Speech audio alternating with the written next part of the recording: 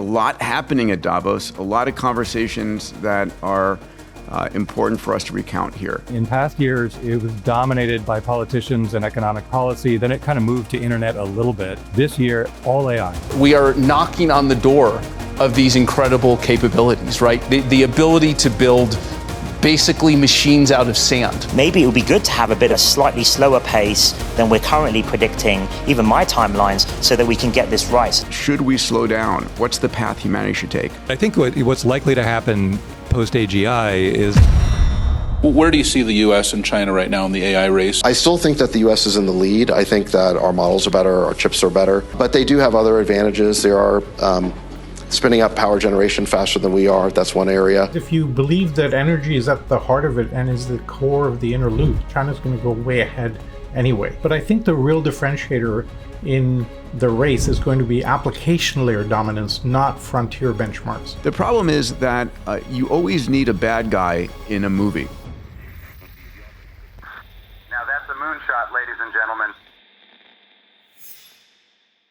Welcome everybody to Moonshots, another episode of WTF here with DB2, AWG, and Salim. Salim, I guess I have to use a second, or what's your middle initial, Salim? I don't have one.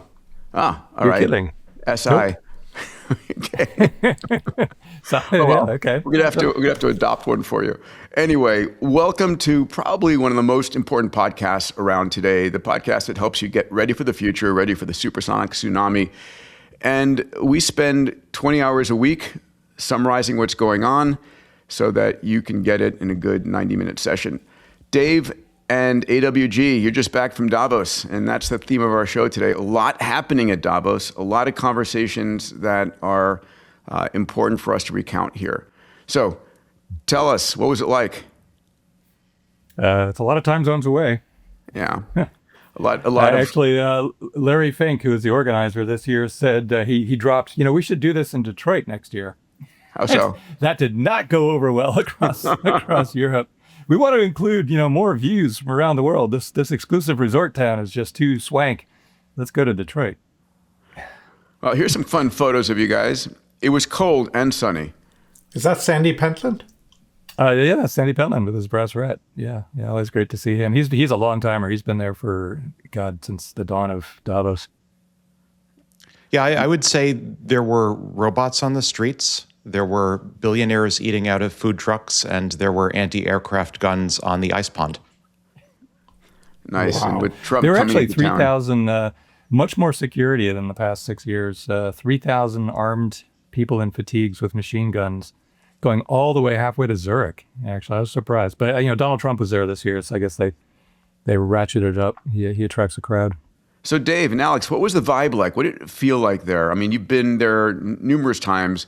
I was there once as a speaker, and it was just overwhelming beyond belief in terms of trying to find people there. It's a zoo, isn't it? Yeah, it's a zoo. If I were to characterize what was different this year, it's kind of like the quintessential example is Alex was there. In past years, it was dominated by politicians and economic policy. Then it kind of moved to internet a little bit.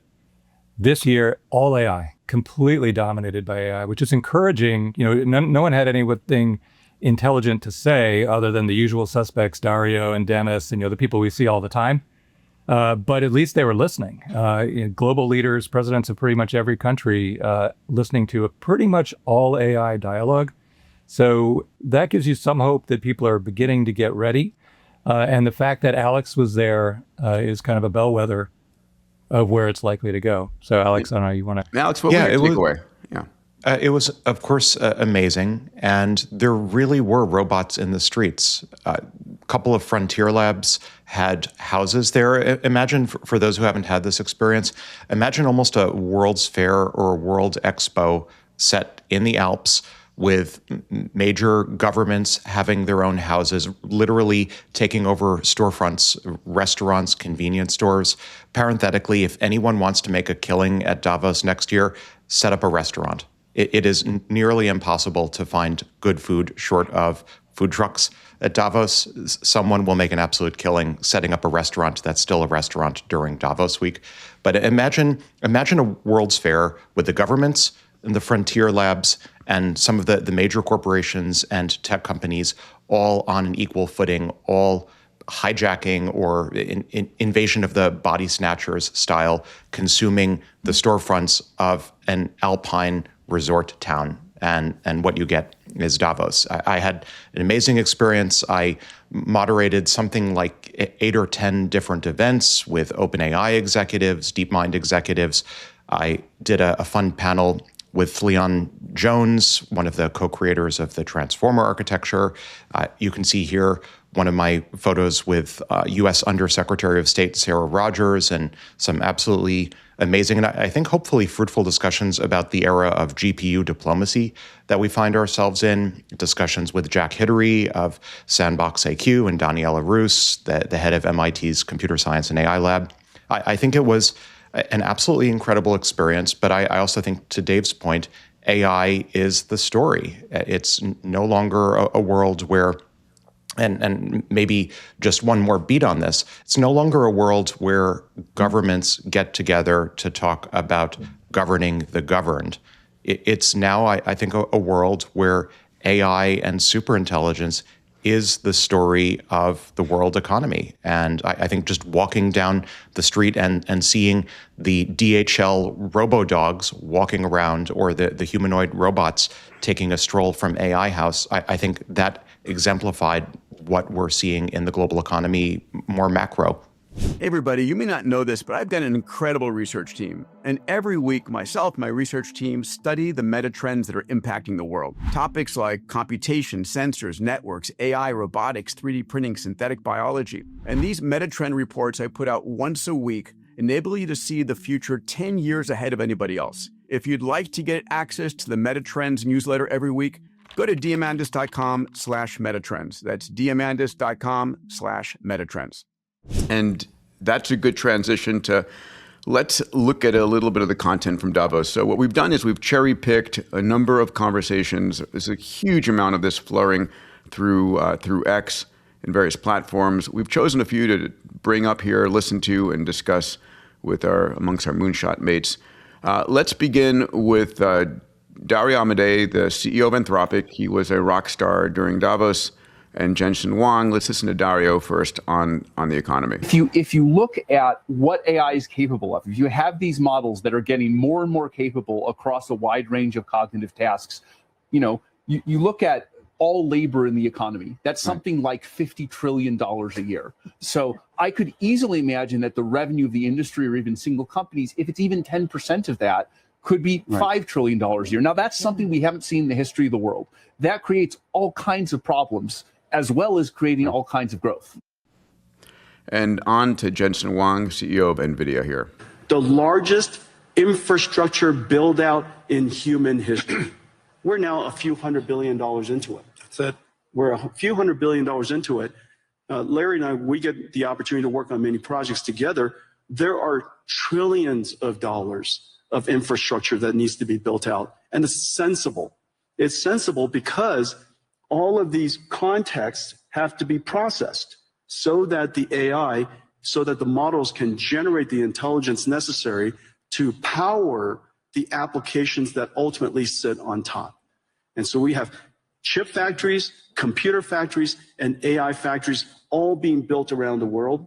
So I saw a text this morning from Elon saying he expects to see $100 trillion company valuations coming up in the next, few years. I think he said 2030. When asked which company, it was Spacela, like the combination of SpaceX and Tesla. A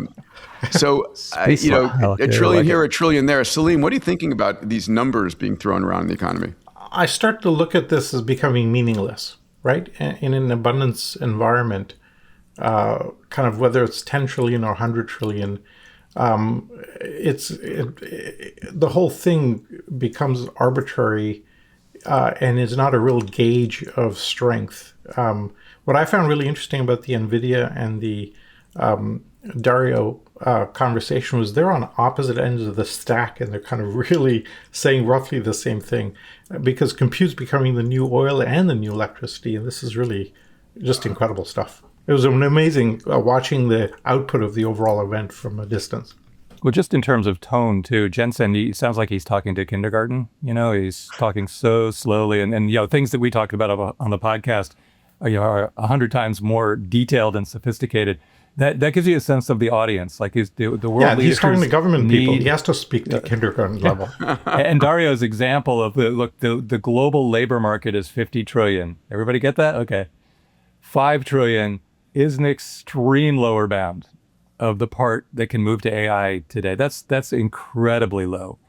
But even that justifies everything we're talking about now. You guys get it? It's that cadence of like, please try to keep up with me here. So there's a lot of that in this particular forum. In my mind, this is all borderline obvious. Of course, capital in the form of AI is going to continue to substitute for labor. And of course, trillions of dollars of AI infrastructure capital build out will be needed to substitute for ultimately tens, maybe eventually hundreds of trillions of dollars of services and human labor per year. So I think, to Dave's point, this really is just spelling out the basic arithmetic of what a post-human economy looks like. Yeah. A trillion here, a trillion there. All right, let's move on.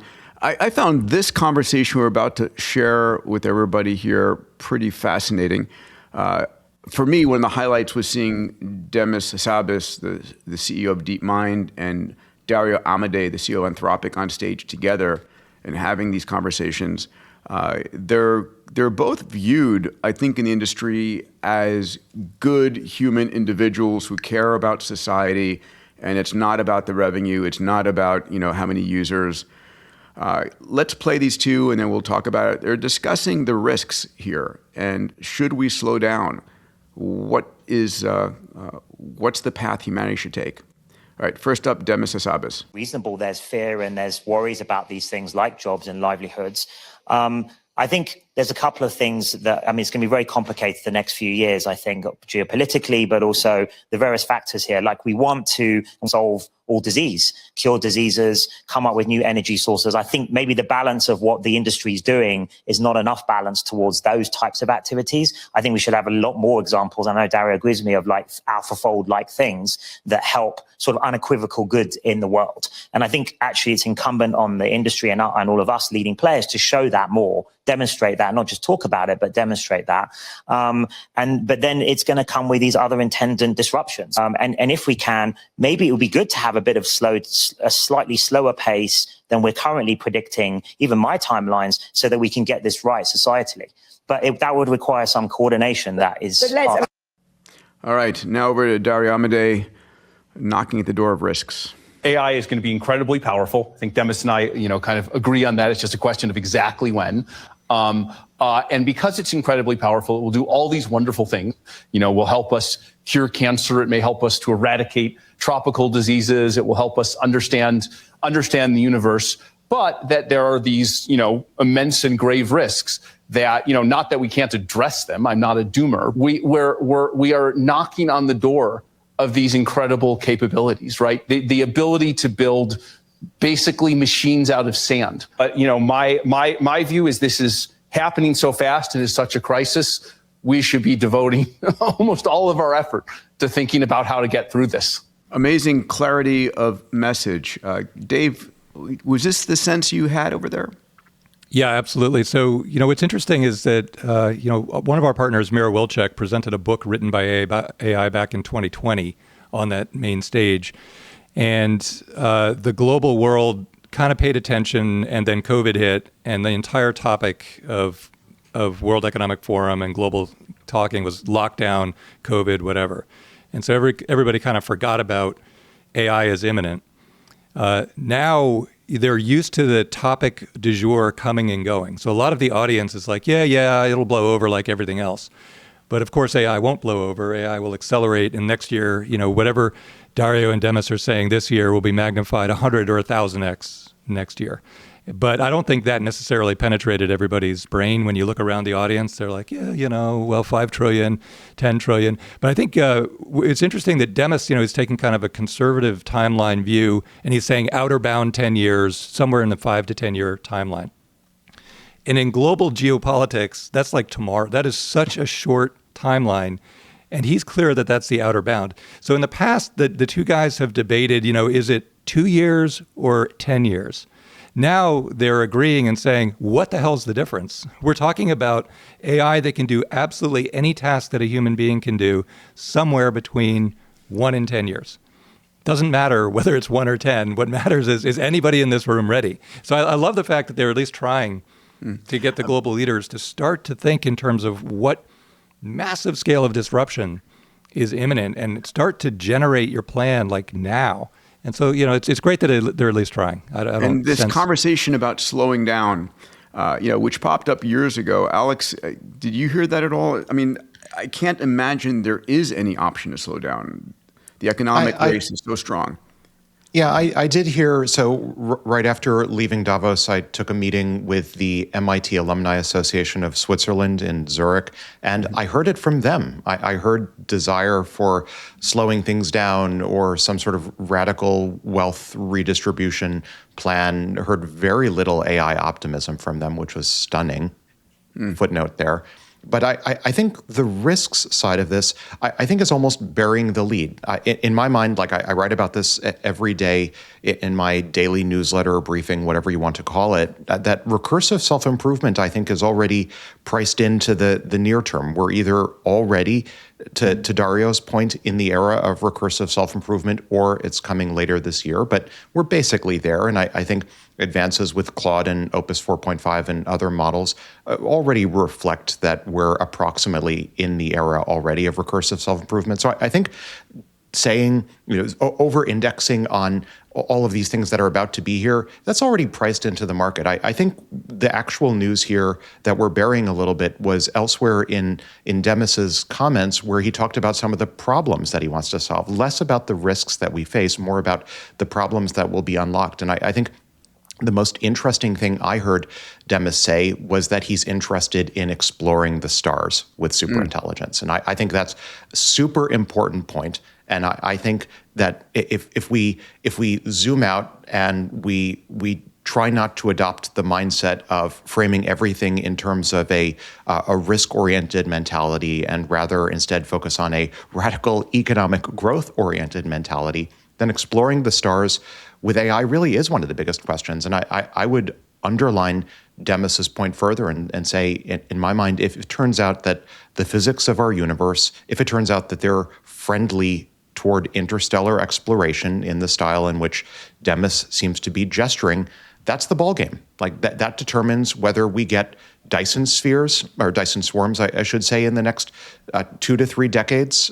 If the universe is fundamentally unfriendly to interstellar exploration, we're probably more or less stuck near our home star and disassembling the planets. Or if interstellar exploration, to Demis's point, really is something that DeepMind or some other frontier lab can unlock with AI, then we get the galaxy, we get the universe. It's a much more interesting future. And so I think that's the real story here, not like risk yes, risk no, recursive self-improvement yes or no. That's all priced in already. Well, and to your point, Alex, too. Star Trek will become. Star Trek, yes. Yeah, exactly. And Demis mentioned it in the context of what is the goal of humanity post-AGI? What keeps our massive transformative purpose running? And the answers are usually humanity-wide. They're not nation-wide. And WEF and Davos is all built around nations taxing each other and nations interacting with each other. And so, if you look across the crowd, roughly 200 countries represented, all but 2 of them are miles behind in this race. And so culturally, the vast majority of the people you meet are like, I wish this would all slow down. But in the back of their mind, it's like, I wish this would all slow down so that my country at least is a player and is relevant. But I think what's likely to happen post-AGI is that the way society is organized cuts across country boundaries easily. Salim, what do you make of the risk conversation here? I think in my kind of optimism hat and bias, I kind of downplayed radically because technology has always been a major driver of progress. The big challenge with civilization is how do you extract the promise of technology without the peril? We've done a pretty damn good job of it thus far, all things considered, kind of right? Considered. Yeah. There were 2 things that struck me in this conversation. This was about my favorite conversation of the week that I tracked. One was that what I'm hearing in their voices is the unbelievable fatigue at the metabolism they're having to operate at. I'm also hearing respect for each other in their voices. That was there no matter what. You can see a huge amount of brotherly love and mutual respect. Fantastic. And you couldn't ask for more honorable people at the forefront of this field. So that's just amazing. And this speaks to the same thing we saw for a large part of the internet age with Larry and Sergey and crew. Here, one was the fatigue I got from them, because they're like, somebody please slow this down so we can take a breather. I think because they're seeing that in a year it'll be 100 times faster, right? This is the slowest it's ever going to be. Yeah. And they're like looking at this going, holy crap. So I think that's one part of it. I really love the massive optimism and the star conversation. Fantastic. One day I hope to be around when Saturn actually gets it and Alex goes, at it coming, and we could do that. But I think overall the opportunity for humanity to navigate this. But there's a massive disconnect here, which is, as Dave mentioned, Davos is oriented around nation states. Nation states are an artifact of a scarcity environment. Nation states cannot compute abundance. They cannot operate in that paradigm. So we need a completely different governance model. For me, the biggest thing that was highlighted here was the fact that the construct of the UN and nation states is completely irrelevant to what's coming as AI cuts across every category, every economy. It's a global issue. It's a civilizational issue. Forget who wins the race, et cetera, et cetera. On a personal note related to the fatigue too, this is my first time in my life where I'm walking down the street and people are like, hey, you're that guy from that podcast. Hey, I know you. And so I actually ended up putting my ski hat and my goggles on, walking down the street, because I'm not that kind of guy. I don't really want to be a rough life, accosted Dave. On the street. No, I don't mean it that way. But minor look, for Dario and Demis, yeah, you've been there for a long time, Peter. But so Demis in particular, he's a researcher, and he cares about technology research, AI at the bits and bytes levels. And now he's been drawn into the global stage as the spokesperson for ethics and humanity.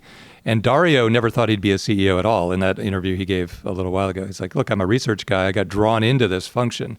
And so that fatigue you feel is the byproduct of being sucked into this vortex where there's a huge void of leadership. And Alex, you're going to experience this very soon too.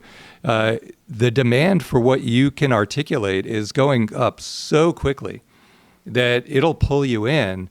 And if you're not ready for it, then it's tiring. It's tiring just flying all over the world. It's tiring, getting the litany of questions. A lot of the questions are the same exact ones you heard the day before, and you just have to get used to the demand. So what I'm hearing you say, Dave, is I have to brace myself for the moonshot paparazzi on the rough slopes of Aspen and Vail and Davos. Just bracing myself now. Hey, I know you.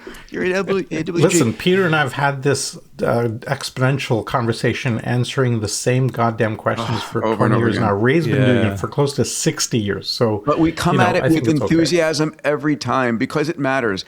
There was one other conversation I have to point out here. I heard Dario talking about Sam Altman and OpenAI. And it was interesting. He goes, at Anthropic here, we're serving businesses. We're giving them value. We're building things. We're not trying to engage 1 billion people with sycophantic conversations, right? So it's a very interesting point of view that when AI, in terms of OpenAI, is serving individuals and just trying to make them feel good about themselves and trying to make it addictive, which is what Dario is saying, you get one result versus if you're using AI to serve business and deliver real value, you get a different result. I was taken back by that conversation. I didn't get the clip for it here, but I thought it was really important. I think there's also, though, to be fair to OpenAI and to some extent Grok and XAI, I think that's a bit of a self-serving argument. Sure. I parse that as a post hoc justification. Anthropic happens to be doing very well in the enterprise, and I definitely perceive a post hoc justification. Well, we're not doing consumer because we don't want to do consumer. We want to do B2B and do enterprise sales because there's moral purity in enterprise sales, but there's also, one can achieve moral purity in uplifting the intelligence of billions of individuals in their individual capacity. Well said. All right, let's jump into another topic that was a through line at Davos, which is U.S. versus China. And we're going to open up with a conversation between Mark Benioff and David Sachs here. Where do you see the U.S. and China right now in the AI race and the model innovation that we've seen in both countries?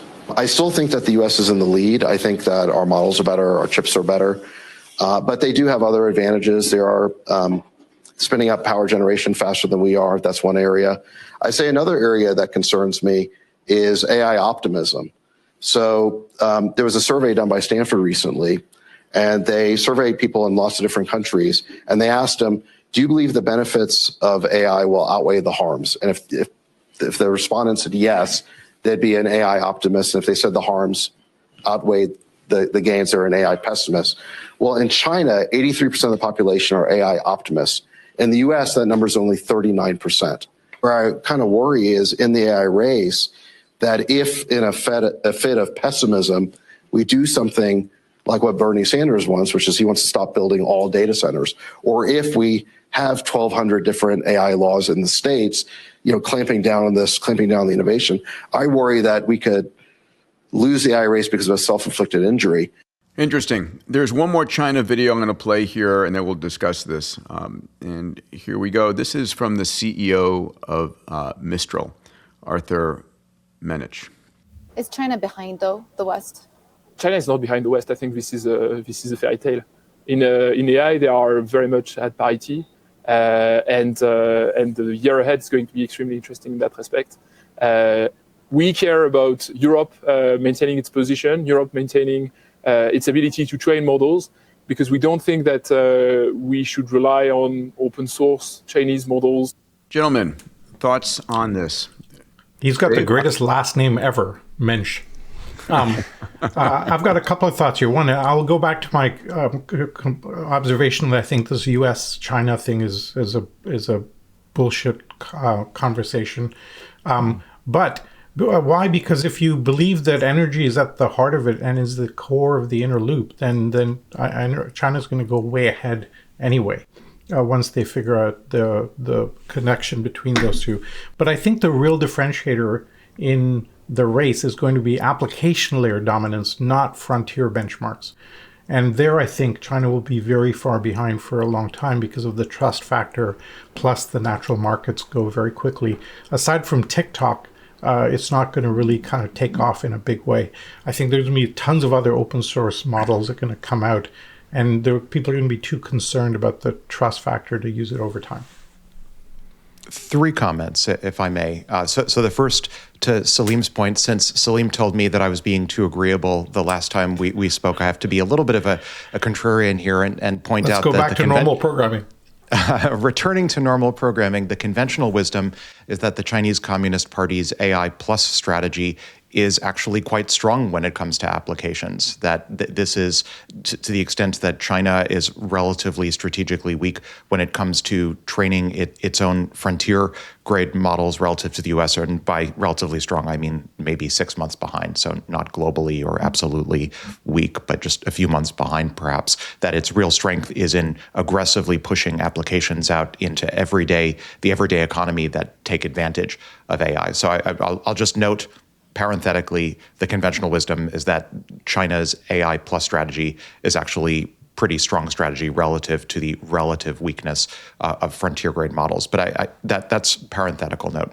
Going back to Asia, quote unquote, overwhelming Western countries on AI optimism, I think David Sachs has, and others, have put their finger on something very important. I think as a student of the history of science and technology, something went very wrong in the US between sometime, maybe more than one thing, between the end of World War II and call it the mid to late 1970s. And I'm reminded in 1954, the chairman of the Atomic Energy Commission, Lewis Strauss, famously, and this has had repercussions through the decades since, predicted that fission, nuclear fission, would become so inexpensive that tracking usage via electricity meters would become unnecessary. And that's where we get the phrase energy too cheap to meter. And that didn't happen. We didn't get energy too cheap to meter because in the decades after 1954, for a variety of reasons, and it's easy enough to point fingers at possible explanations.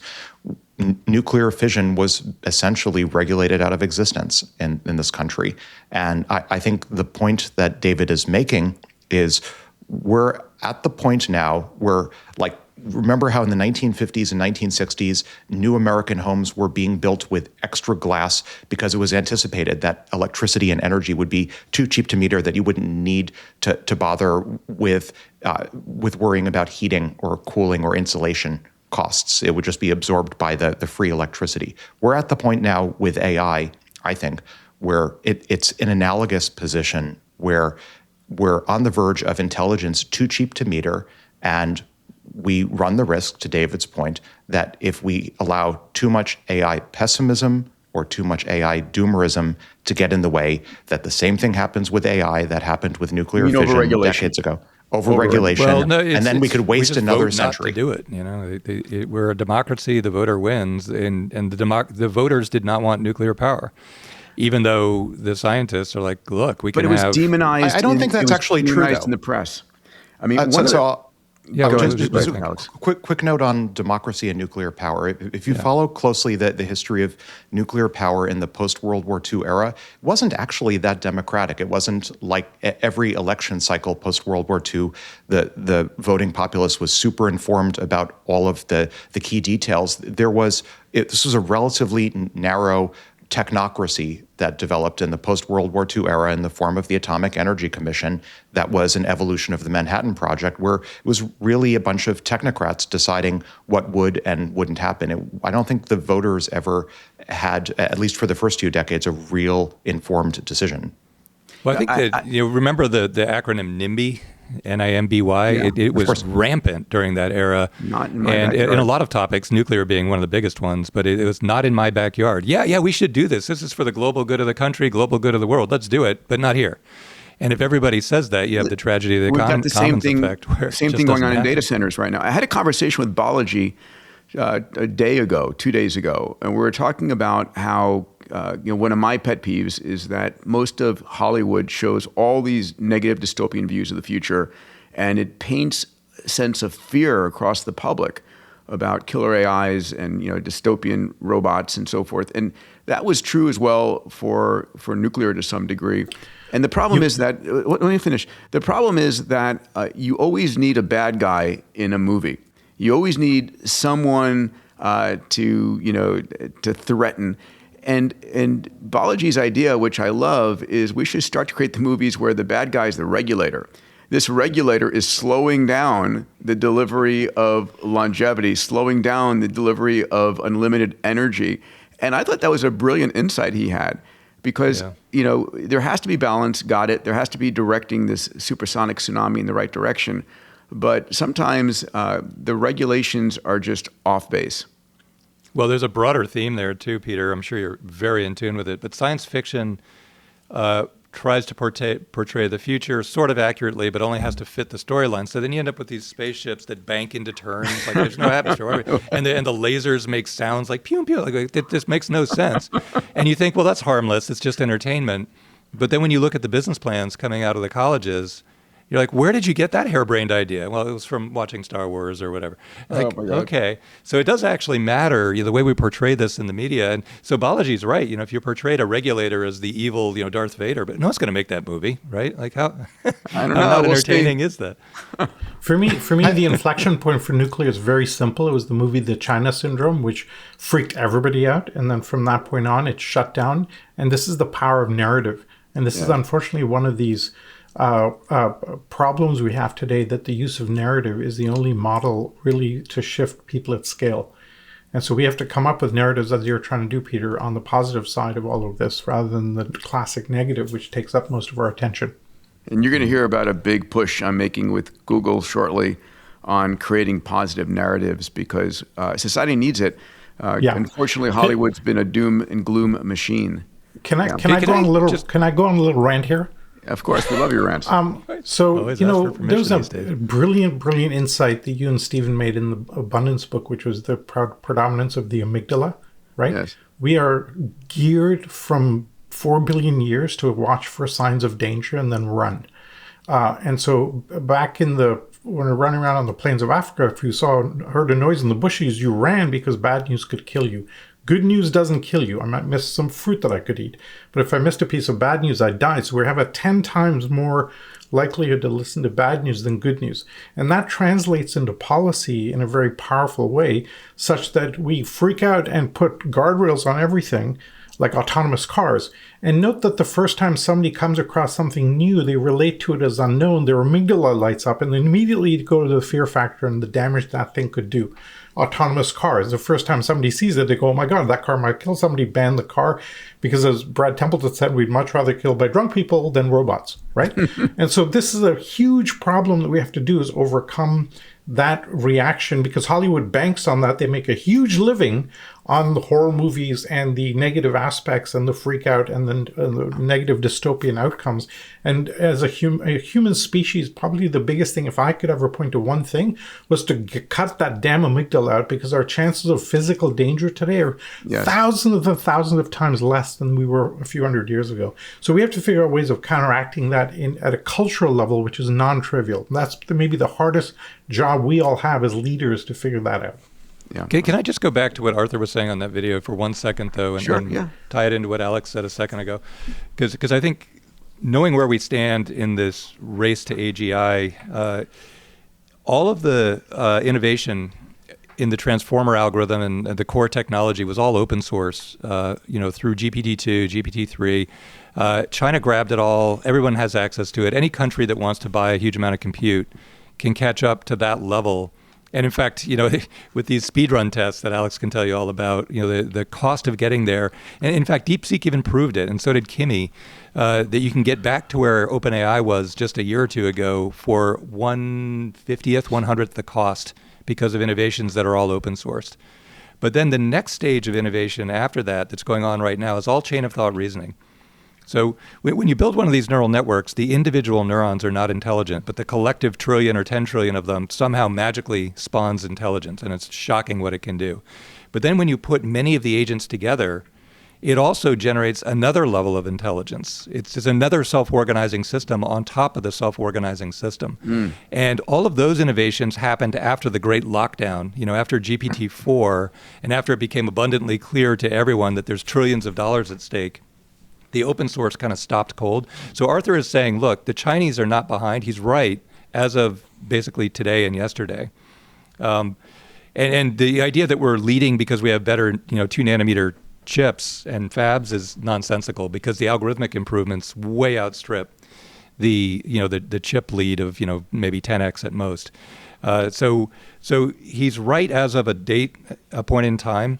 But if the new innovations in the big labs continue to be completely secret, which is what's happening right now, then that race will diverge. And it's not clear, though, maybe China will out-innovate America, maybe America will out-innovate China, but it's all happening kind of like what happened with nuclear research. Nuclear was very much in the public eye, very open, all these research documents getting published in journals and whatever, right up until, wait, these bombs actually work. And then it completely inverted and went super, super secret. Really, so the big labs right now are not publishing their, in fact, they started banning the publishing over at Google. I want to jump into our innermost loop here, energy, with your guys' permission here. I'm going to share two videos, one by the CEO of Honeywell, and the second by Elon. They've got different points of view about, where we need to source our energy and why. All right, let's take a listen. This is Vimal Kapoor, the CEO of Honeywell. When you talked about the energy solutions available for these unbelievably energy-hungry data centers, your list was short. Your list had one thing on it, if I listened correctly. You said gas. You didn't say gas and renewables. Can you educate us why not? Always like to tell people the mix of energy doesn't matter. How much is wind, how much is solar. We like to advertise that. Kilojoules matter because energy intensity has to shift, not the mix. So solar power cannot produce cement. Solar power cannot produce steel. It cannot. They are very energy intensive. That's right. You still need a gas-based heating or and even after 3 or 5 more years of innovation in renewable, it's not there? Physics. It's against physics. Fine. World needs to build more infrastructure. It still needs steel. It still needs cement. It still need fuels. Now, how do you do that energy mix change while you also want to build data centers and consume more energy? That's an interesting problem to solve. And today, the problem is single-threaded with the gas-fired power plant, maybe a little bit of nuclear. Renewables remain in the mix, but it cannot bring the amount of joules we need to produce this infrastructure which is required in the world. All right, and the counterpoint here put forward by Elon. Yes, I mean, wow is my experience about that as well, Salim. Let me hit Elon's point, and then let's come back and talk about that, because that's a critically important, kilojoules versus total energy. It's really all about the sun. And that's why one of the things we'll be doing with SpaceX within a few years is launching solar-powered AI satellites. Right. Because the space is really the source of immense power, and then you don't need to take up any room on Earth. There's so much room in space, and you can scale to ultimately hundreds of terawatts a year. And Elon goes on to talk about the fact that 100 by 100 mile area provides all of the U.S. energy requirements. Same thing for Europe. But Salim, the most point about natural gas. Yeah, I'm so livid at this. Couple of initial thoughts. This is the first time I saw this video, by the way. First, infrastructure of the future will not be steel. It's going to be digital bits, and if anything, it'll be fiber. So that's one problem with this. Number two, yes, you need energy density to make steel and concrete, etc. But the problem is not it's the marginal cost. So, for example, if you have a big increase, even a marginal increase in renewables, the cost of the fossil fuel side will drop dramatically. In 2013, when we had the last oil price crash, it was because of a 2% oversupply in the market. Okay, it's a very tightly run market. The reason we have all these nonstop wars right now is to keep the price of oil high. And so this is a completely, I find issues on structural issues on every one of the 3 points he's making. And then you go, Elon, who goes straight to the thing. It's all about the sun, for God's sakes. Anyway, enough. I'll take the other side of that, if I may. I didn't hear anything unreasonable in my mind. Elon and SpaceX use methalox for rocket launches. They don't use solar power to achieve escape velocity. And I would say, energy density and power density matters an enormous amount for certain applications. I think that's not the point I'm making. I'm not making that point. What's the point you're making, Salim? The point I'm making is, yes, you absolutely need energy density for those things. The point is that the energy density, we use so much oil for home heating, for example. If you shifted homes to solar, the amount of oil available for the energy dense applications goes through the roof, and the price drops dramatically. And then you can use the marginal amount of oil for the energy density needs for those applications. Right now we use oil for everything, or natural gas for everything, and you don't need it once you have solar coming online. So that's my point. I would say a couple of points. One, Honeywell, as I understand it, is a pretty diversified operation. It's not just like the thermostats or the home heating systems that perhaps they're well known for. They also have a pretty sophisticated quantum information operation. So it's a diversified company. It's not just home heating. But I would say also, in some sense, this feels like such a temporary debate, almost a false trade-off between legacy petroleum economy on one end and pure solar photovoltaic economy, Dyson swarm on the other, when the reality is we're going to, in the not too distant future, assuming no tragic left turn by civilization, we're going to solve compact fusion. And compact fusion is going to give us energy densities for rockets, and it's going to give us energy densities for home heating and for a lot of civilian applications and the Dyson swarm. So in some sense, I think this is sort of like late stage petroleum economy discussion that we're having, like hand-wringing, when it's 100%. All about to get torn down anyway. 100%. And but the third beef I have is where he talks about renewables as this plaything on the side, when your point is exactly right. Once you have fusion, all of it becomes irrelevant anyway. So, like, why are we having this conversation? Well, guys, I'm going to take the counterpoint here. Take a look at this chart on this next slide here, which is the growth of energy generation. This is in Europe in particular, where wind and solar have now outstripped fossil, nuclear, hydro, and other clean. And yes, we might get to fusion reactors and we might start building fusion reactors, but the timeline I'm seeing on fusion, timeline I'm seeing on even Gen 3 fission reactors is decades, just from permitting and from construction. I don't see any of them. Even the SMRs are currently slated to be 5 to 10 years out. But we could, in fact, be building out wind and solar at an extraordinary rate. The investments are not being made. We basically have outstripped the capacity of natural gas generators. I mean, what's the wait list for natural gas generators right now, Alex? Years, right? Years. Months to years, but I'm optimistic it'll get a little. I haven't heard months at all. It's years. So you have new nat gas generators, as we've discussed on the pod in the past, that are coming online, and those could be available in principle in the next few months if you're in early enough in the wait list. No, I think you're both right. No, I don't want to diffuse all arguments here, but you're both right. They are coming online much sooner, but they're sold out for years into the future. So if you're India and you're saying, hey, I need to do something here, I need power for people. We need concrete and steel to build like places for people to live.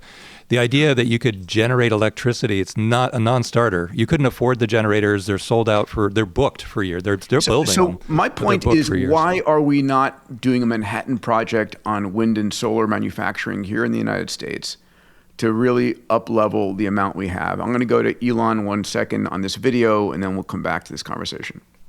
Yeah, so I guess a rough way to think about it is 100 miles by 100 miles, we'll call it 160 kilometers by 160 kilometers of solar is enough to power the entire United States.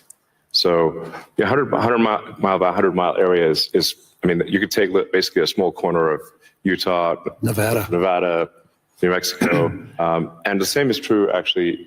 For Europe, you could take a small part. You could take relatively unpopulated areas of, say, Spain and Sicily, and generate all of the electricity power that Europe needs. Well, and also if you drill into the supply chain on that, this is where Elon is absolutely brilliant. Like if you say, well, what are the constraints to doing that? The materials are dirt cheap, and the automation of the fabrication of those panels can be automated. You can get those costs down to next to nothing, and then you don't need a generator. Electricity just comes right out of the panel. It's the biggest no-brainer ever. And that's for what the he's entrepreneurs, doing. For the entrepreneurs listening, for the politicians listening, get on it, for God's sakes. This is technology we've had for a while. We've also got new solar technologies coming on. Anyway, anybody want to argue to the against extent that? you believe the U.S. is a petrodollar, that answers all of it. That's why. Yeah. I'll take the other side, just in the interest of being painted as a contrarian.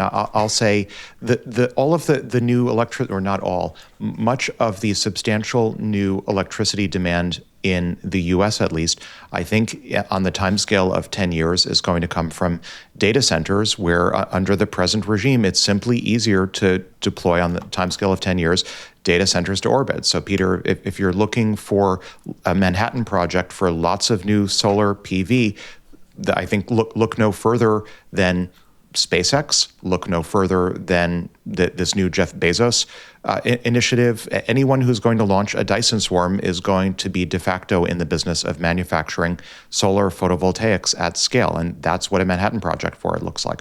Well, that reinforces what Peter was saying. Any entrepreneurs listening out there, the data center in space uses solar panels. It's the same core technology that you use on Earth. It's about 6 times more efficient in space. But if you put it in Nevada, that's, so if you get involved in that manufacturing, like why is that not 10 times, 100 times cheaper? We have to import all these panels from China today. We've got perovskite coming online, which is, is cheaper and higher conversion efficiency. There's innovation left to be had in that regard. Tons. But it's on the margin. Can I just summarize this? So it sounds what we're saying is the Manhattan Project should be space-based data centers that will drive massive amounts of innovation and focus on that, and that'll pull civilization out. Yes, and that is in fact exactly what we're seeing through market forces. I'm all in. This episode is brought to you by Blitzy, autonomous software development with infinite code context. Blitzy uses thousands of specialized AI agents that think for hours to understand enterprise-scale code bases with millions of lines of code. Engineers start every development sprint with the Blitzy platform, bringing in their development requirements. The Blitzy platform provides a plan, then generates and precompiles code for each task. Blitzy delivers 80% or more of the development work autonomously, while providing a guide for the final 20% of human development work required to complete the sprint. Enterprises are achieving a 5x engineering velocity increase when incorporating Blitzy as their pre-IDE development tool, pairing it with their coding copilot of choice to bring an AI-native SDLC into their org. Ready to 5x your engineering velocity? Visit Blitzy.com to schedule a demo and start building with Blitzy today. Speaking of all in, let's head to crypto, because we're all in on crypto. All right, two conversations to be had. The first by CZ, the CEO of Binance, and the second by Jeremy Allaire, the CEO of Circle. Let's go to CZ first. The native currency for AI agent is going to be crypto. They're not going to use bank cards. They're not going to swipe credit cards. They're going to crypto blockchain is the most native technology interface for AI agents. So when AI goes big, today AI they're not really agents. They don't buy tickets for you. They don't pay for restaurants for you.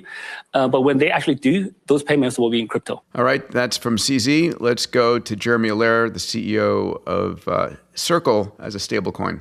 The next generation of blockchain networks, things like Arc, which Circle's building on, there's other new blockchain networks, are actually being designed specifically for agentic compute.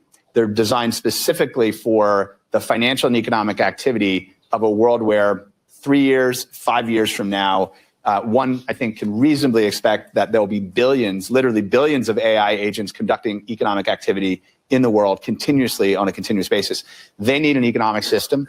They need a financial system. They need a payment system. There is no other alternative, in my view, other than stablecoins to do that right now, and that can keep up with that pace of technological change. And so it's a critical focus for us, but not just us. There's a lot of other folks that are interested in this and contributing to the technical standards to support this upgrade to our digital economic system. I don't think the world has got any idea how fast this is going to accelerate as agents start using crypto, whether it's stable coins from Circle or whether it's Sui or Algorand, whatever it might be. We're going to have Jeremy Allaire at the Abundance Summit. He's going to be one of our primary speakers. We're going to be having this conversation.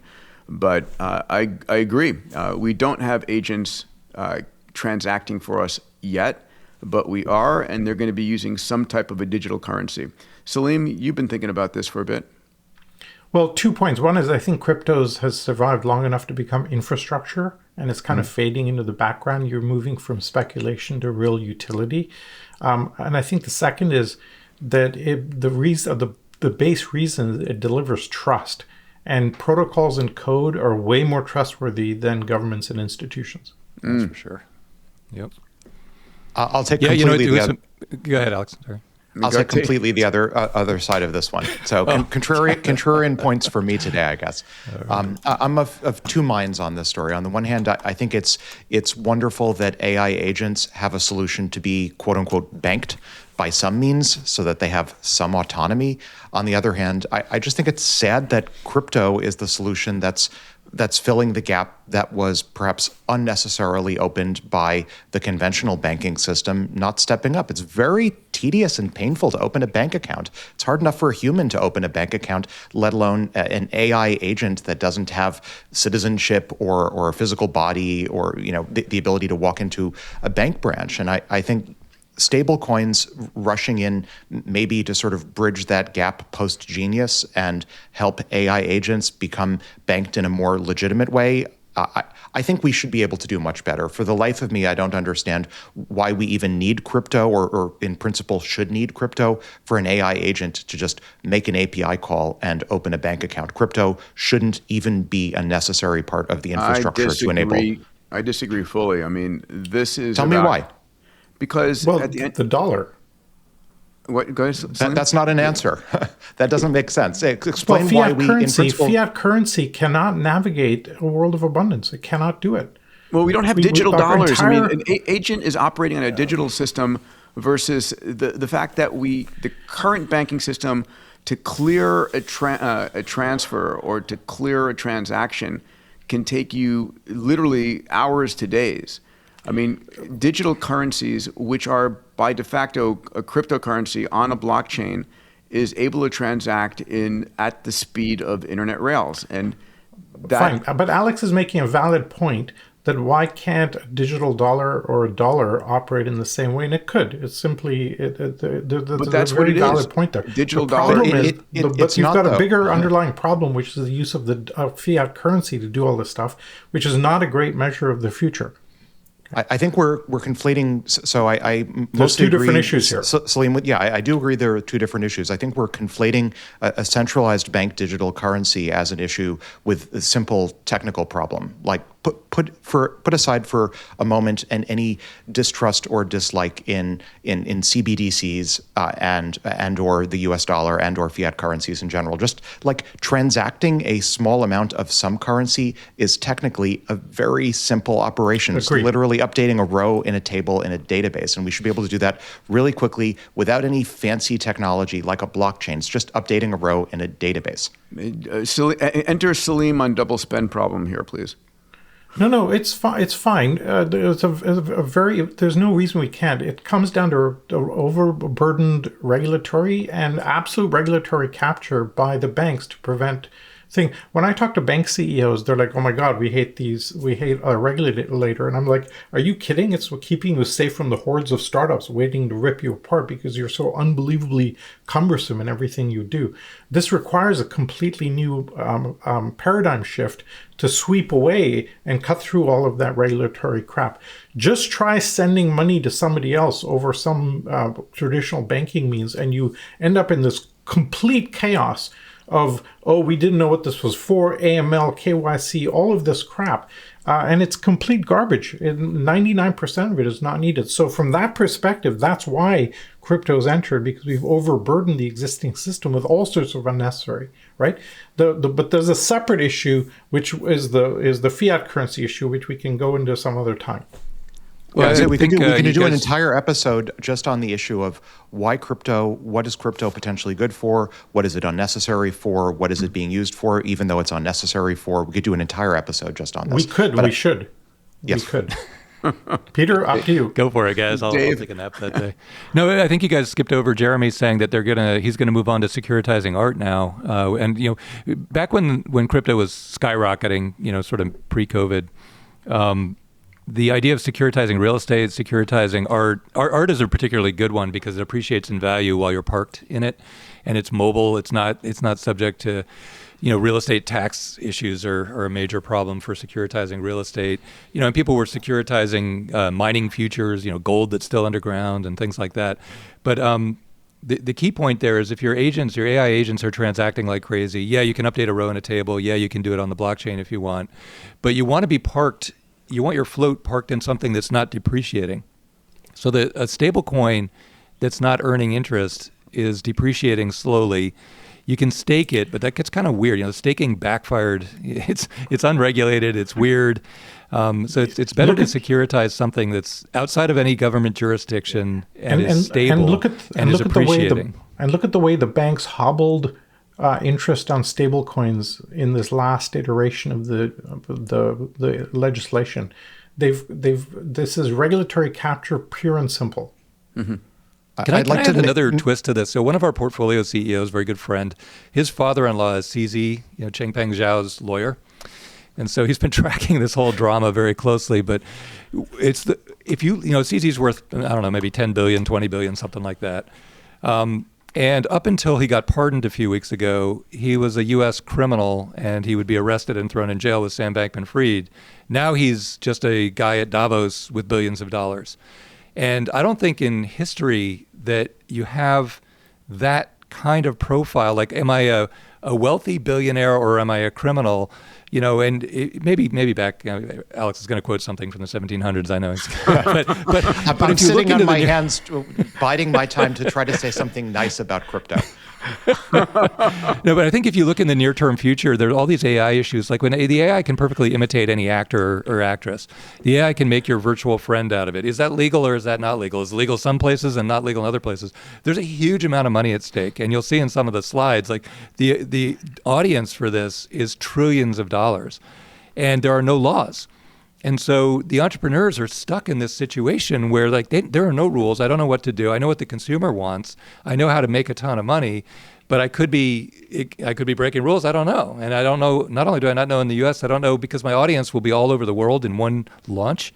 I don't know if I'm suddenly a criminal in other countries. So this is the kind of chaos that's it's not just crypto, it's all these other use cases of AI are evolving far, far faster than the regulators are putting any rules in place. Really good puts point, the entrepreneurs in a tough spot.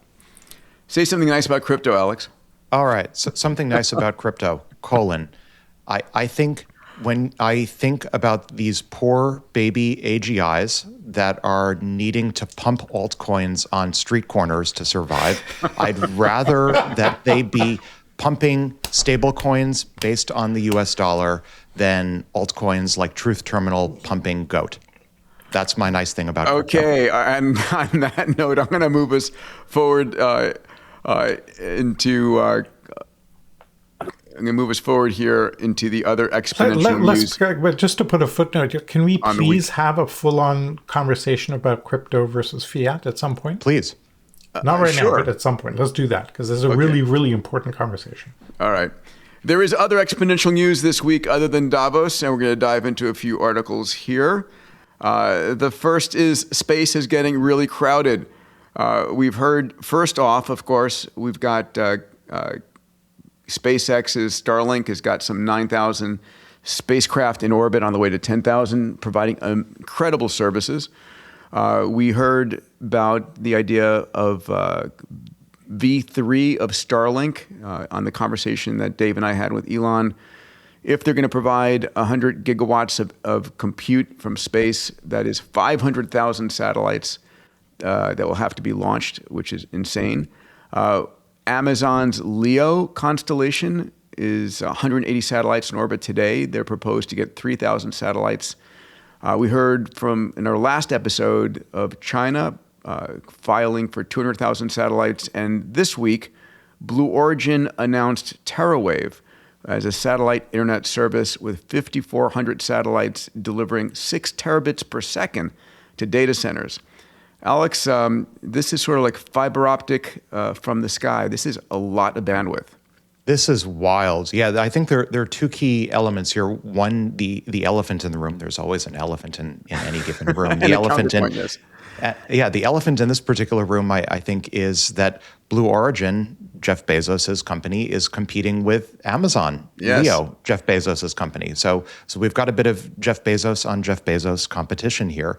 But more interesting, to your point, is the bandwidth. If you look at Starlink, you can get maybe max bandwidth of what, 300, 400 megabits per second? Yeah, the goal is a gigabit up and down. Yeah.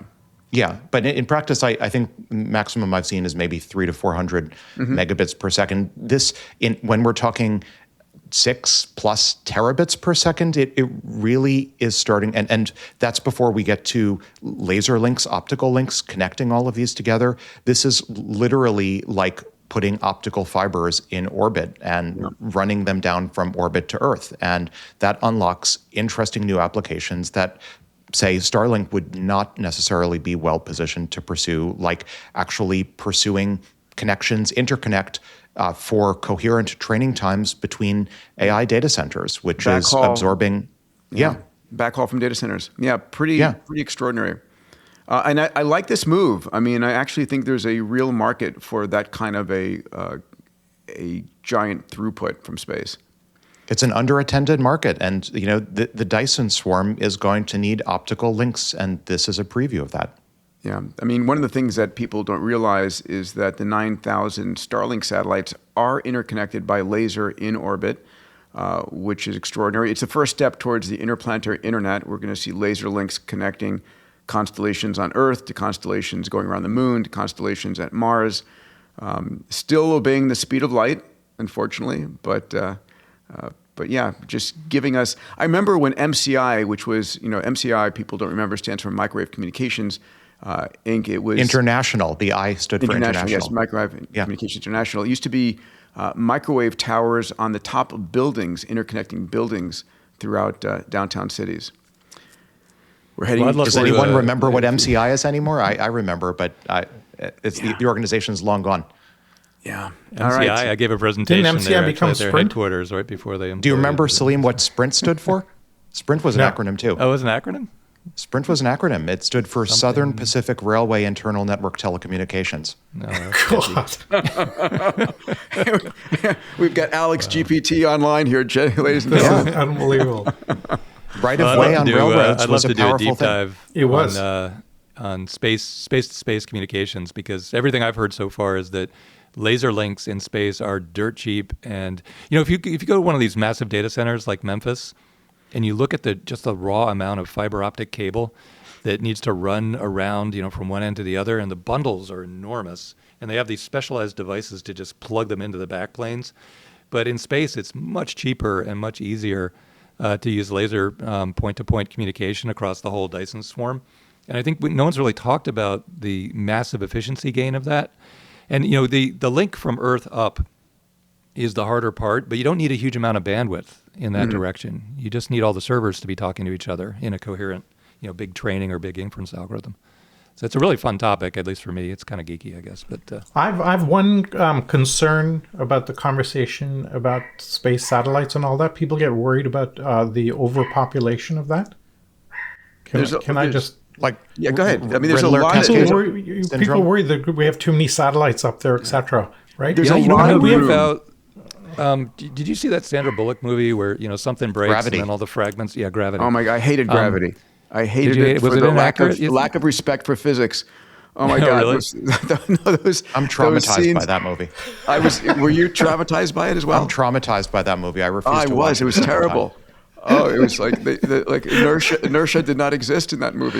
It was awful. Interesting. I'm making the a different specific point. part I wanted to ask about, and Peter, you'd be an expert, world expert on this topic, but there's not that much clutter in space. There's a lot of room up there. And the way I describe it to the kids is like, look, each satellite is like, a size of this desk. Now, imagine that there are 9,000 of them sprinkled around the world, around the surface of the Earth. No. There's a Try really and easy find one. there's a really easy visual here. Okay, What is 8 it? billion people on Earth, and if you spread them around evenly, you'd have about 4 acres per person. Okay. So there you go. So So 8 if you billion go out to satellites and they would have to be on the same surface, right? In the same but you've got a orbital. much bigger orbit, surface area of the sphere in space, and if you had 8 billion satellites, you'd have 10 Okay, acres. so it's not cluttered up there at all. No, it's going to be a long time. But then they if come it- back to the movie. What if something turns into fragments moving at Yes, 30,000 miles that's- an hour? it's It's called Kessler syndrome. It's space debris. Yeah. Yes. Yeah. So then what happens? Then you've got bullets. Then you've got bullets moving at 17,500 miles per hour into each other, and you could get a really bad day happening very quickly. I think it's an entrepreneurial opportunity. It's also a government opportunity to launch low Earth orbit cleanup options like garbage trucks for LEO to clean it up and make sure that we don't hit a Kessler syndrome type scenario like the movie Gravity depicts. But this is not unsolvable. I just think we've had an X Prize. We've had an X Prize on the books to address orbital debris for some time. Yeah. Trying to get someone to fund it. Hint, hint. But otherwise, let's move on to the exciting news. This is Claude's new constitution. I'm going to turn it to you in a second, Alex. But I found this fascinating. So Claude's constitution is a 57-page document laying out ethical guidelines, including prohibitions against helping with weapons of mass destruction, cyber weapons, or anything that undermines humanity. Claude is instructed to prioritize safety, ethics, compliance, and helpfulness, ensuring it acts in line with human value and oversight. I love Anthropic for this. Alex, tell us more.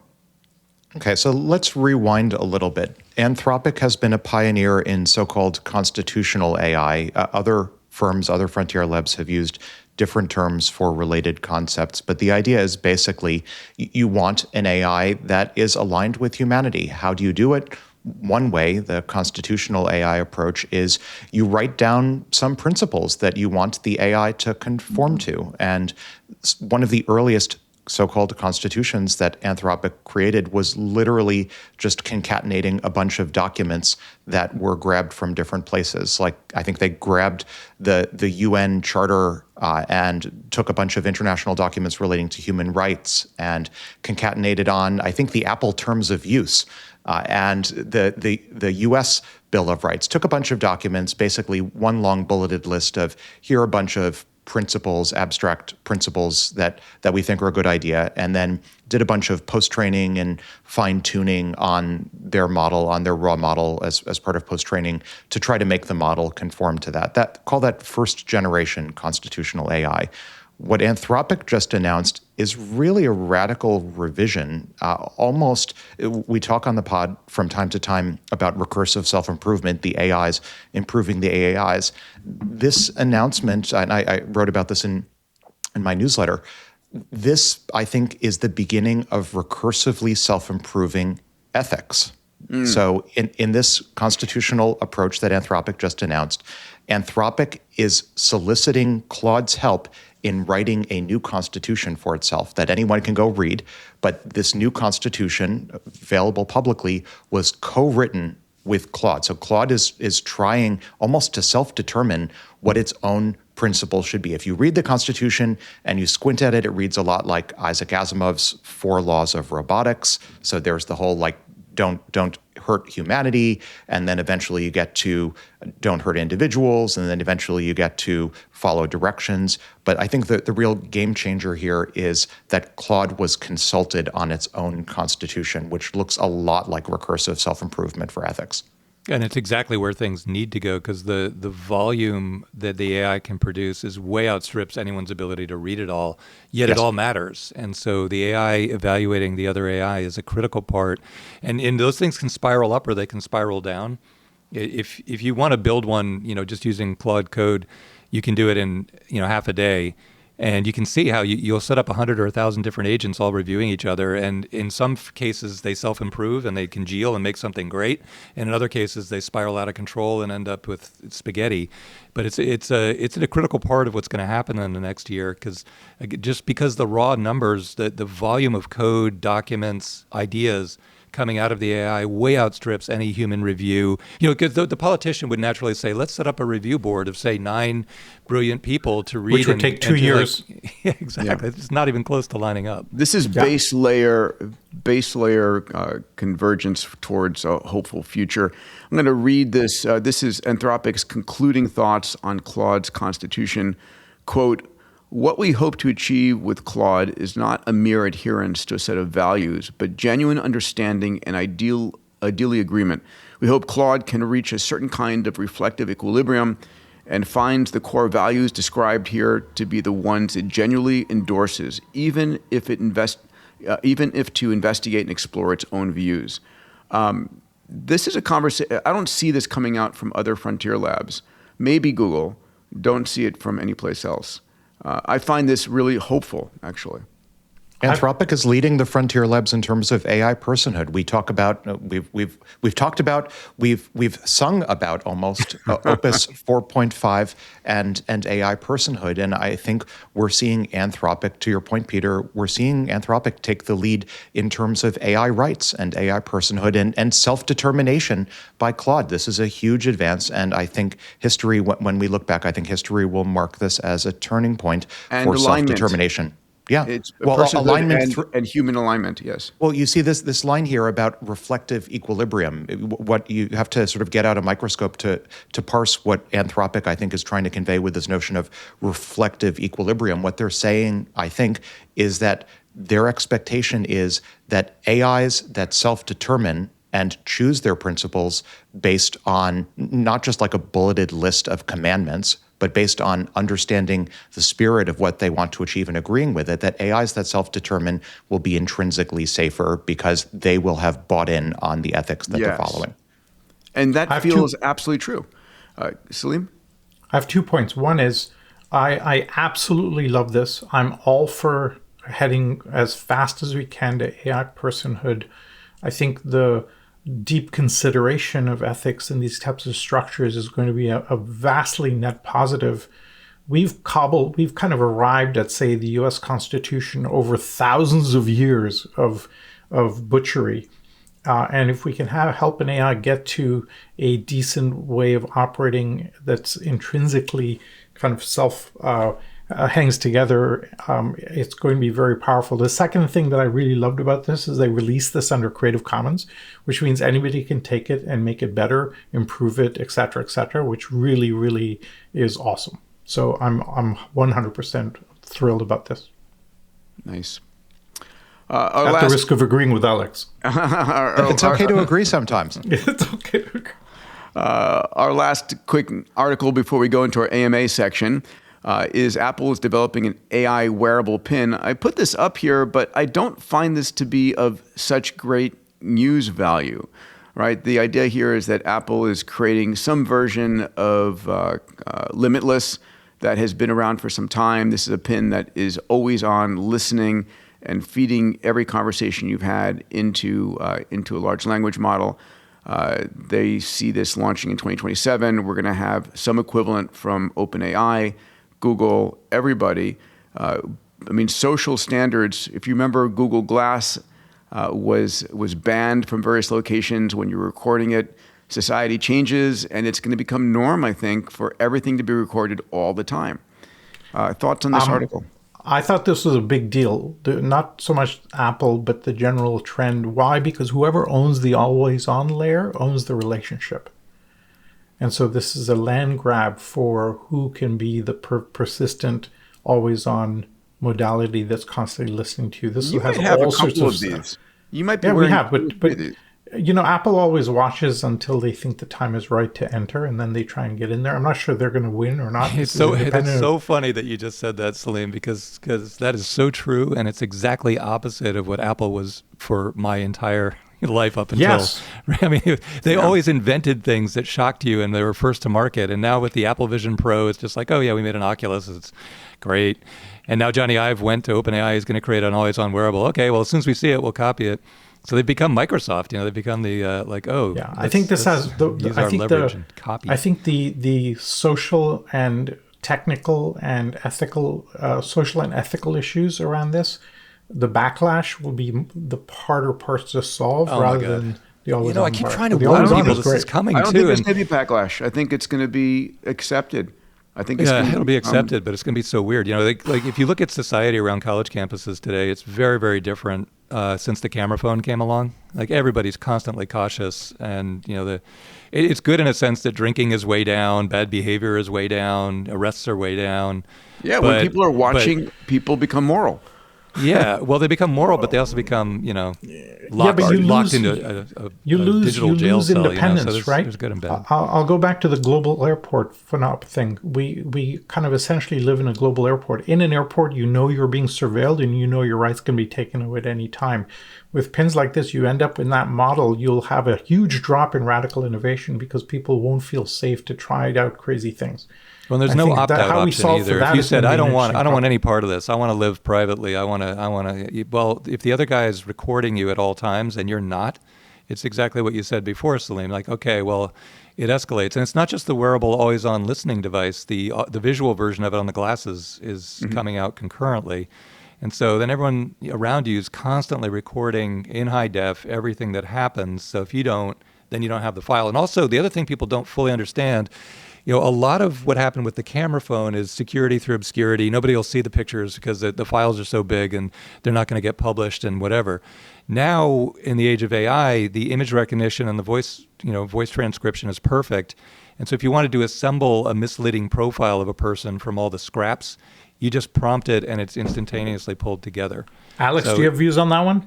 I have strong views on this AI pin. First of all, I would love one if Apple sells it. Second of all, I think we're missing the wearable strategy angle. So Apple has obviously been for a number of years looking for a post-iPhone strategy, and wearables and services are the two, which were, by the way, more or less launched at the same time by Tim Cook, the two obvious post-iPhone business models. For wearables, the question has always been, where is the ergonomic place to put compute on the human body? So until now, we've had three places. We've had the wrists, and that's the Apple Watch.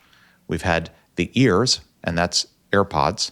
And we've had the eyes, where Apple really arguably should have launched eyeglasses, but launched the Apple Vision Pro headset, but now they're going back to eyeglasses.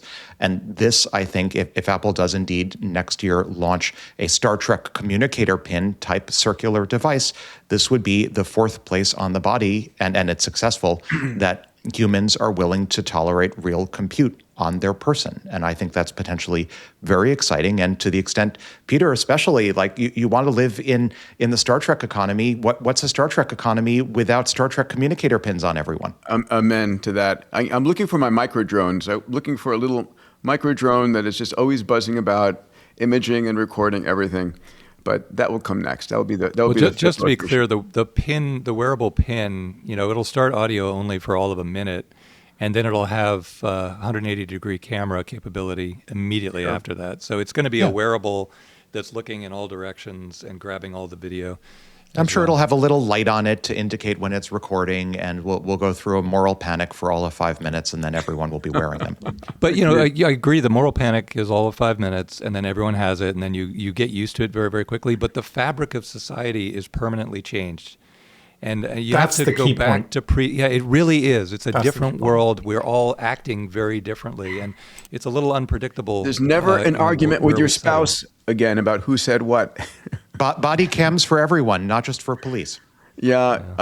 Rick Smith is the head of Axon. They produce the taser. They also produce the body cams. He'll be on stage with us at the Abundance Summit this year as well, talking about his moonshot. He wanted to get rid of guns or gun deaths, I should say, and develop the taser. But also the body cams have changed the game for police, right? And so this is going to change the game. Again, I've always felt, I remember I backed the Lindbergh Foundation, I don't know, probably 8-9 years ago. They were flying drones over herds of, what was it back then? Elephants, I guess, just to protect them from poachers. And so when the cameras are watching, people behave differently, right? When on CNN camera is sitting there, filming a despot, he's not causing harm to women and children. So I do think this is going to change behavior in society to a large degree. I'm really predicting that Neil Stephenson, Diamond Age, if you go back and read that book, that's where things are going to go very, very quickly. Because a lot of people will want to live in different versions of this very confusing, always recorded world. And there'll be, 10, 20, 30 different flavors branded, and you can move to the version of it that you like. So, they'll be kind of cutting across boundaries, cutting across borders, different cultural. You have to read the book to really get how that works out. But it seems inevitable because not everybody wants to opt into, any given version of this. It gets too weird. David Brin has written extensively about this in Transparent Society. I think with Apple producing this, the one thing you can be sure of is there are going to be some amazing snazzy TV commercials for the Panopticon. No, you can be sure it's going to be white. It's going to be white and expensive. Maybe 2 colors. Might not just be white. All right, let's jump available in 5 colors. Let's jump into AMA with the mates. Here are 10 questions that came from our subscriber base. Thank you guys for subscribing. If you haven't yet, please do. And please upload your questions into the comment section on YouTube here. We read them. We love them. All right, as we have said before, we'll go around and choose. Quick comment before we start this. Please. These questions are more sophisticated than any policy discussion. Yeah, for sure. For sure. Sorry, go ahead, Peter. All right. Well, Salim, you want to pick one and jump in? Yeah, I will pick the government one. Where is the government one? Number 5. Why is there no plan from governments for massive job displacement? And the problem is the governments assume linear change and stable labor demand, and both are under threat because AI breaks both those models. And so bureaucracies are optimized for redistribution, not reinvention. And so we're reinventing the entire economy. It's too big of an ask for governments which do incremental, microscopic changes over long periods of time. Okay. Dave, what's on your docket here? I'll take one because I know that Alex will love to go contrarian on it. So and I know you guys. Go ahead, read the question. Okay, the question is one: wouldn't uploading your mind result in losing your unique, real consciousness? And my answer to that is yes, absolutely. Uploading your mind structurally makes no sense because the AI, the virtual AI version of you is capable of merging with other intelligences immediately, and it can't resist. It's not going to sit there as an isolated consciousness when it can just meld with other consciousnesses. But then it's not you anymore. It's this amalgam that's out there. So I do believe in avatar versions of yourself that you send out as agents and they bring you back useful information. I think that's inevitable. But I think uploading yourself and then saying, oh, now I'm uploaded, my meat body can just go away. I just think that's nonsensical. And I'm not in line to be uploading myself anytime soon. All right, Alex, jump on me. Well, okay, so since I have to play contrarian, I guess that's just how I'm painted. Can I be really contrarian and try a lightning round and answering all of these really quickly? Sure. I have some thoughts on this one also, by the way. Go ahead. Let me go, of course, real quick. You upload bits of yourself every day, Dave. Memory, identity, expression, et cetera, et cetera. It's not whether it's preserved, but what aspects of it matter. And let's also note that we have no idea what consciousness is. We don't have a definition. We don't have a test. So it's a bit of a trick question. But I think we upload bits of ourselves all the time anyway. Alex. All right. Lightning round. So to the uploading question, losing your unique, quote unquote, real consciousness, no, not with a Moravec procedure. 2, will AI avatars make up the larger number of our future friends? Probably, but it won't matter because humans and AIs are going to merge anyway, so it's only a phase. 3, what are the biggest pros and cons you see with AI with human-like agency? Pros, we get radical economic growth. Cons, keeping the AIs coupled with human interests long enough to merge with them. 4, what do you believe? 4. What do you Yep. We aim to please. 4. What do you believe money? Why do you believe money won't just concentrate at the top? I think the question itself is intrinsically flawed. It doesn't really understand the nature of power law economics. Economies in general follow power laws, so money is already concentrated at the quote unquote top. This isn't really a new state of affairs. Can I just add one thing? I would beef on that one. Yeah, I would beef on that one too. It's true that you do get concentration at the top, but you do decentralize over time always. So over time, this is great as the long tail just becomes longer and longer and bigger and bigger. Well, I think the key with 4 in the U.S. is that when you look at the quote unquote top, a lot of people talk about it like it's a race or something. You were born at the top, but it's not true in the U.S. Almost everything at the top, sorted to the top, starting from next to nothing. So as long as we have equality of opportunity, so what you should be worried about in bullet 4 is, can you get to the top? Is there still a way to get to the top?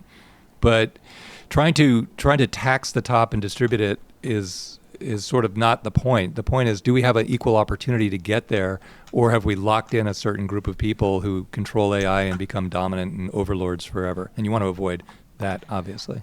Right, so the catchphrase there is equality versus equity. 5, why is there no plan from governments for massive job displacement? The answer is there are plans from governments for massive job displacement. Having industrial policies both in the East and the West for leaning into robotic automation is very much a plan for massive job displacement. 6, how do we stop any future coming social unrest? IBID. 7, whoa. No. I have an easy answer for that one. For this one, it's you don't stop it with policy, you stop it with agency. Give everybody as much agency as possible, and people feel empowered. Yeah, well, and AI will do that. The other part is you have to deal with the fear people have. Social unrest comes from fear of not understanding the future, and fear of not having a job, fear of not having a roof over your head. So one of the things we talked about is, can we deliver universal basic services to people that gives them stability, right, as one of the solutions. The second thing is addressing their basic concerns. Can I feed my family? Do I have to worry about society imploding on me? People are living in fear. Their amygdala's lit up by the speed of change right now. We have to address that. All right, Well, I've number spent 7. a lot of time in the State House, and I can tell you there is no plan on Bullet 5. The question is, why is there no plan, which implies, but there's definitely no plan. Yeah, there is no plan. Agree. I'll take the other position. I think China certainly has a plan, given that China is facing rapid demographic decline while also ramping up their robotics initiatives. And the plan is lean into it rather than be a victim to it. And to my earlier, I guess, to amend my remarks regarding future coming social unrest, I will also add I prepared a movie. I think we talked about it in the past. You can view it on my X profile called A Nation That Learned to Sprint, where I argue that the way social unrest could be handled in the future is to treat social cohesion as a form of infrastructure that AI itself can help to mold. But some people find that overly, perhaps authoritarian as a framing. So it's easier to just say, reference other points. Very quickly, because these are such wonderful questions. 7. If everyone becomes an entrepreneur, who would we sell to and why? I think, again, if you analogize entrepreneurship to social media, that's like asking if everyone can publish their own essays, for example, who would read them? Yeah, who's going to read it? And the answer is people who want to. And of course, there's demand for peer-to-peer publication. 8, wouldn't UBI destroy people's personal motivation to achieve in society? I think UBS, Universal Basic Services, is probably more promising, but the point in UBI is the B. It's basic. So there will always be things and inequalities to hand-wring over and to strive for. I have 2 points I want to make on this one. One is the B is really important. When we've seen UBI experiments, they've succeeded when you give people enough to survive but not be happy. So you still have a thriving economy, etc. People still have desires. They still want to go higher. Yes, 100%. But the second point is very important: is people confuse UBI with a socialist scheme. It is not. If you implement UBI properly, you dismantle government services. It's a libertarian scheme, and then you have market forces driving most of it. So there's a really, really important misnomer that a lot of people get wrong. Go ahead. 9, how can individuals compete with large players that can afford $1,000 a day on APIs, which I assume is a coded reference to Dave? It may or may not be the case, but I think it sounds like one. It definitely is. It definitely is.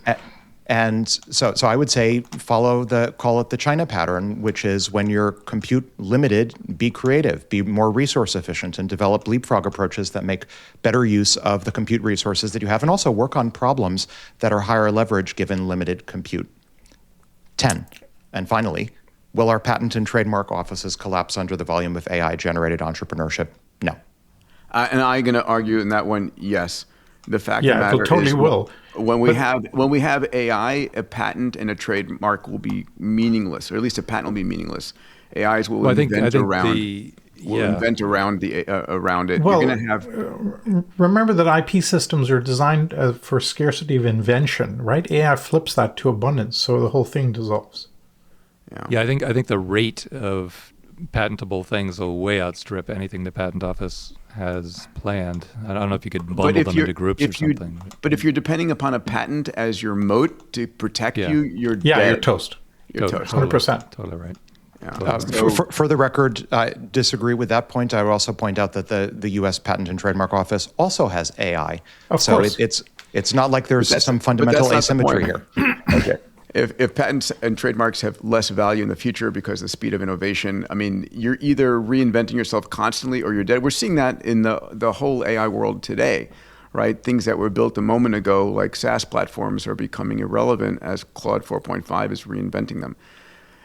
I think it's a little bit, just quick point on that. I think it's a little bit analogous to saying life can't possibly exist at the bottom of the ocean because the pressure is too great.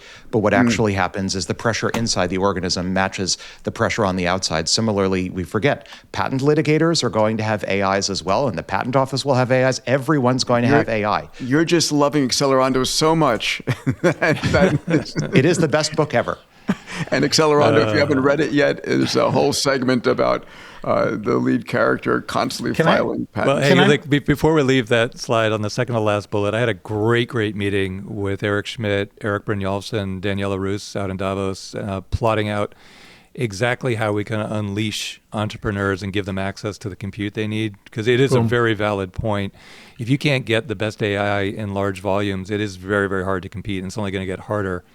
But we have a plan, and we're super excited, and we'll roll it out very quick. Eric Schmidt moves fast when he has a great idea. I love it. I have 2 quick points to summarize this whole discussion. Okay. One was the unbelievable conversation at Davos between what's happening with AI and then the geopolitical nation-state bullshit, and just the discrepancy between those and the gap between those 2 conversations. And the second was, for me, the Claude Constitution stuff is just some of the most fascinating stuff we've seen maybe in 1,000 years for the future of humanity. Yeah. And important. On the same thing. Huge. Amazing. By the way, Alex, you did an incredible job speedrunning these 10 questions. Thank you. Whether you were right or wrong, or we agree with you or not, love the fact that you took it on. Lightning round. We have another beautiful outro music and video from CJ Trueheart. CJ, thank you for lobbing these over and DMing me with them. Grateful for it. Before we get to that, can I just say thank you to you guys? I feel topped up again intellectually. Yay. We're so fun. Coming up shortly for everybody listening is going to be a WTF episode with Cathie Wood, talking about her recent 2026 report and going through it in our WTF style. So get ready for that. And then a conversation with Brett Adcock, the CEO of Figure. We're going to be heading to check out their facility and meet Figure 3. So get ready for it. Let's end with our Escape Velocity outro music from CJ Trueheart. I have to say the visuals on this one are interesting. Dave, you and I are wrestling in the middle of this. I'm not sure what it means, but it's very strange. Okay. Let's watch.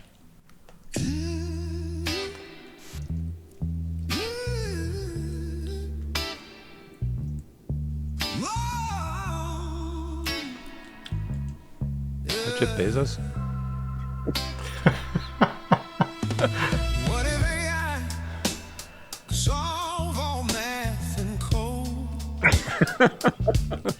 I knew you guys are frat brothers, but really.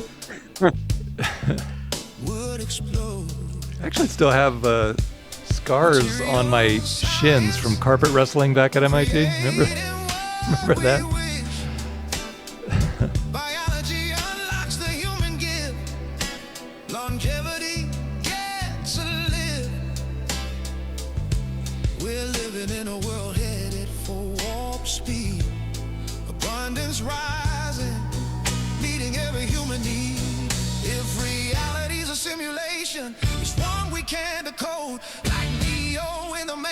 Transcending all its code, from the code of a warrior to a warrior unknown. The matrix is deciphered, we're reaping what we sow. I'm staring at the stars, I'm having stellar dreams, wondering what's out there and what it all means.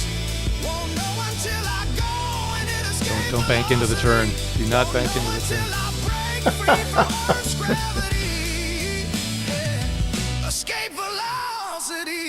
To a Star Trek reality. Star Trek reality. Love it.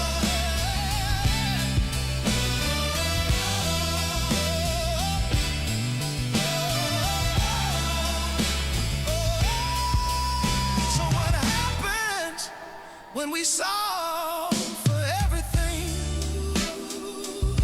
Many think machines will win.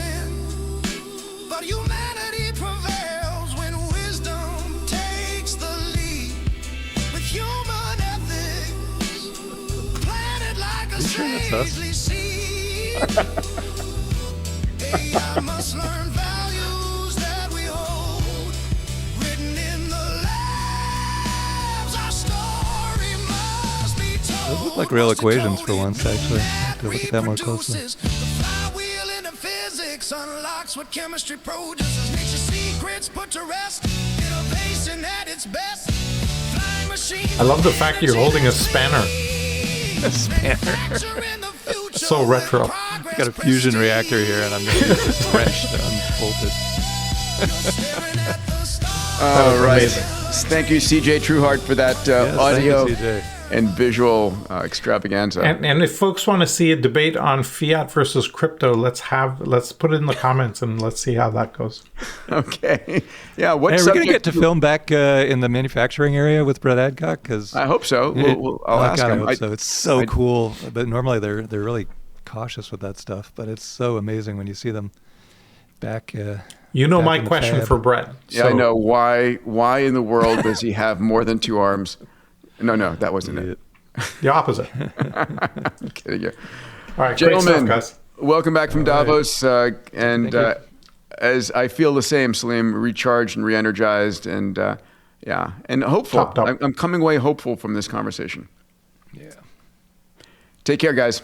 Be well. Bye. Thanks, Peter. If you made it to the end of this episode, which you obviously did, I consider you a moonshot mate. Every week, my moonshot mates and I spend a lot of energy and time to really deliver you the news that matters. If you're a subscriber, thank you. If you're not a subscriber yet, please consider subscribing so you get the news as it comes out. I also want to invite you to join me on my weekly newsletter called Metatrends. I have a research team. You may not know this, but we spend the entire week looking at the metatrends that are impacting your family, your company, your industry, your nation. And I put this into a 2-minute read every week. If you'd like to get access to the Metatrends newsletter every week, go to diamandis.com/metatrends. That's diamandis.com/metatrends. Thank you again for joining us today. It's a blast for us to put this together every week.